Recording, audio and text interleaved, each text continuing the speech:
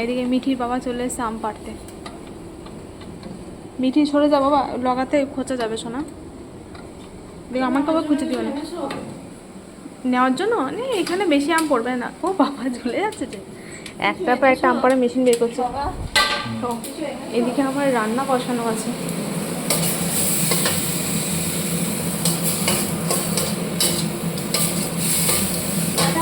হুম পাকা দেখি দেখি হাতটা দেখাও, এখানটা নিয়ে আসো।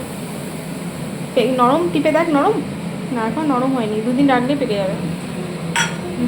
রান্না বান্না তো কমপ্লিট হয়ে গেছে। এরপরে যে রান্নাঘর পরিষ্কার করব, মানে গ্যাস পরিষ্কার করব, রান্নাঘর মুছবো আর বাসন ধোবো। তখন জানলাটা একটু খুললাম, গরম লাগছিল জানলা বন্ধ করে, তো ভাবলাম যে তাহলে জানলাটাও একটু মুছে নিই। তারপরে এই যে রান্নাঘর পরিষ্কার করে তারপর যাব, সবাই মিলে খাওয়া দাওয়া করবো।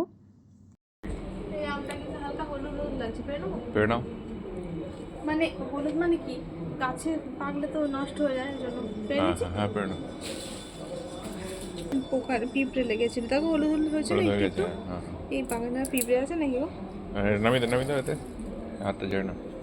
আমি এলাম এখন একটা কলা পাতা কাটতে, কলা পাতায় ভাত সেই জন্য। কোনটা কাটবো? এটা তো হবে না। ওইটা না, ওইটা না, এটা যেটা হাত দিলে দিকে যাও, গোড়ার দিকে কিছুই নেই। হ্যাঁ কত পেঁপে গাছ হয়েছে দেখো, হ্যাঁ। লেবু গাছে দেবো। প্রথমে যে কলা পাতাটা কেটেছিলাম ওটা ভালো ছিল না, কেমন দাগ ছিল, গায়ে কী সব লেগেছিল।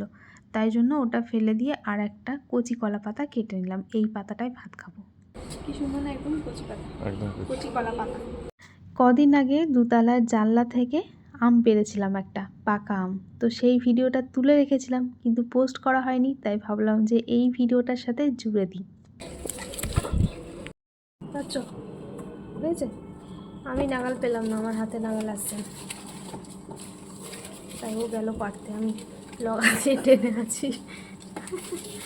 হয়েছে হয়েছে হয়েছে হয়েছে, হ্যাঁ হ্যাঁ ওইটাই তো হয়েছে। দেখো পা পেকে গেছে, আঠায় ভর্তি।